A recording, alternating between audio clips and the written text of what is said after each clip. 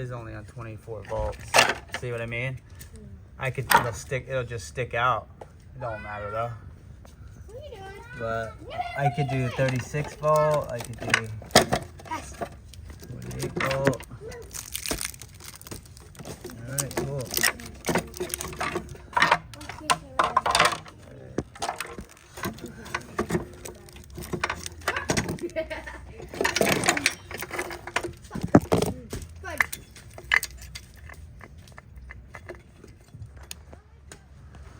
Plastics we took out. Can flatten that battery tray out if we even need to. And the motor won't be an issue. Put any size motor we want. It'll just stick out this side over here. But we'll use this first. I might even overvolt it to 48. Alright. 24 volt motor. We're doing a double overvolt, just borrowing this 48 volt battery. Okay.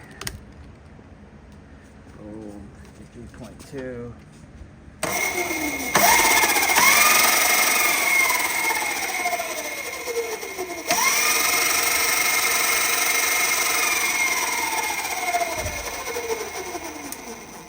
Needs a new brake and some air in the tire, and I think the only way to get air in the tire is to take the back tire off.